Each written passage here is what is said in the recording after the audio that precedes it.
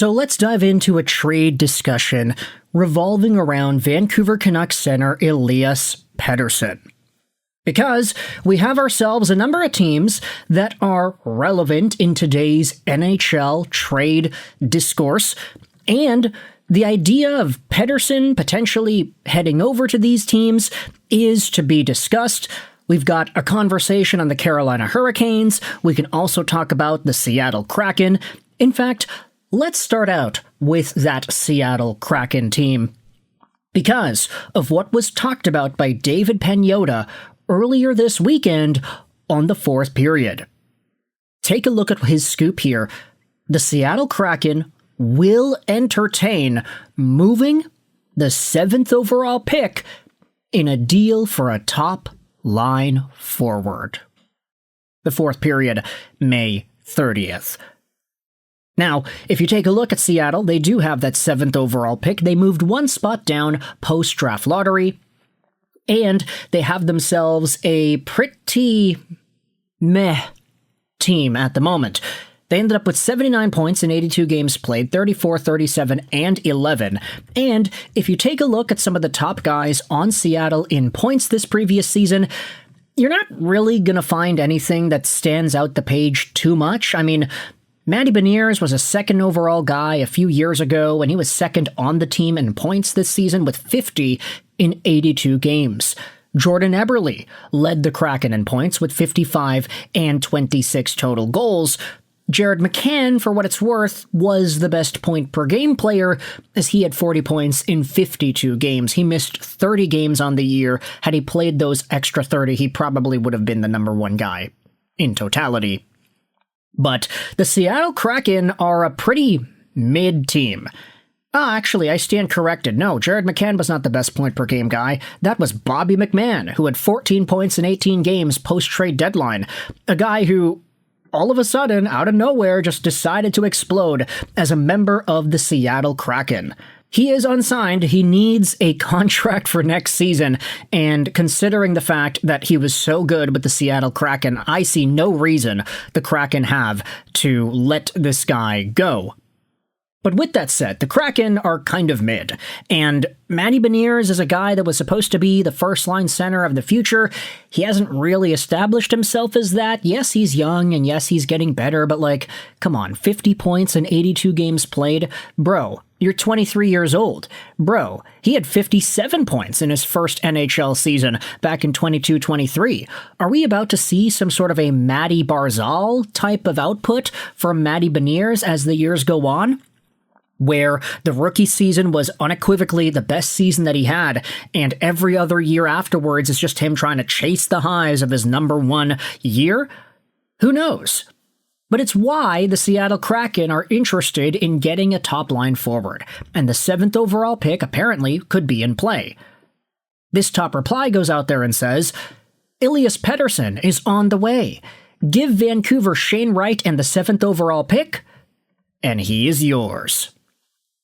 Top reply to this tweet says, bro, you aren't getting both with that contract and risk. Yeah, because Shane Wright has been so good for the Kraken. There's no guarantee that 7th overall pick will amount to anything. Pettersson was a 100-point guy who had 2 down seasons, and at worst, he's an elite 70-point two-way center for Seattle. Tyrone Jr. said, y'all would have to pay to move Pettersson's contract. Amazing how you guys think he is worth 7th overall plus. He is, LOL. He is instantly Seattle's best player. And I won't actually disagree with that sentiment. If Elias Pettersson is playing the best that he is capable of providing nowadays, let's forget about the 100 points and let's just assume he rounds out as a 65 to 70 point elite two-way center. I would probably say that he's a better player than what Matty Beniers is right now, or what Bobby McMann is right now. As hot as Bobby McMann was to kick off his Seattle Kraken tenure, Elias Pettersson is a player that I do think would thrive in a Pacific Northwest environment where the pressure from the media is not as constant as it was in Vancouver. Now, he would be going from a team that was last in the NHL to a team that was 6th worse in the NHL, so maybe there's a bit of an improvement there from Pettersson's point of view. But for 7th overall, I think that is a conversation that we might have to massage a little bit before we can fully say it's possible. Would I like to trade Pettersson for 7th overall? Yeah, I think that'd be a great pickup. Give Vancouver the opportunity to get Ivar Stenberg and Viggo Bjork in the top 10 of the draft. That sounds like a really great idea. But we have some other conversations that I also wanted to talk about in this video, and they all revolve around the team that is suiting up in the Stanley Cup Finals later today, the Carolina Hurricanes. Now, the Hurricanes, unfortunately, they don't have themselves a top draft pick this year.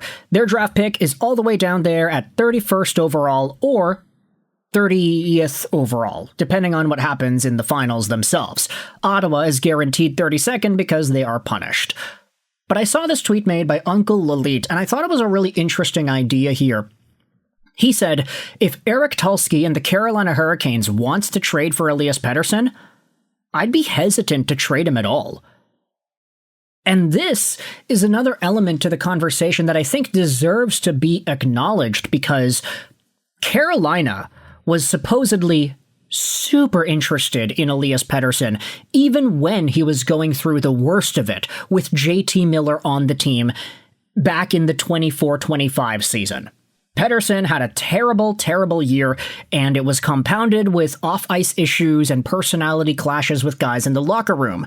And Carolina was still like, hey, no, we want this guy. Yes, give him to us. Even if he's going out there and having a season that's absolutely terrible, give him to us. We want him. We'll give you Marty Necas. We'll give you whatever you want. Vancouver said no. They traded Miller instead. But this tweet is pretty enticing. If the Hurricanes do want Pettersson, would that not be the biggest signal of positivity for Pettersson as a player in general?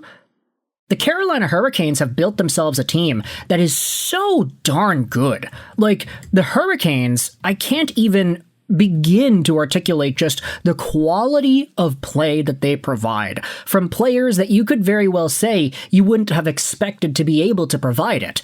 They are one of the most advanced analytical teams, and they've built their team from the back end upwards with guys that you wouldn't have expected to do as well as they do in these positions. Taylor Hall, Stankoven, and Jackson Blake being the best line in the playoffs? Nobody expected that. The Hurricanes being able to defeat Montreal with little to, I'm not going to say no production out of their top line, but it's not like Jarvis, Aho, and Svechnikov carried them past the third round. You have Eric Robinson on the fourth line, who is an absolute dog scoring goals like crazy, and then you've got this decor that's just putting everything together. Shane Gostisbehere had so many points this season, he's a third-pairing guy on Carolina. This is a team that is so smart in the way they've built their squad, and every single addition hits.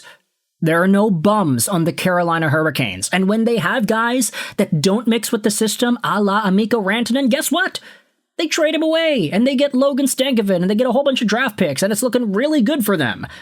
If Eric Tulsky and the Hurricanes are heavily interested in your guy, you could probably believe that there is more to your guy that you are seeing on your team.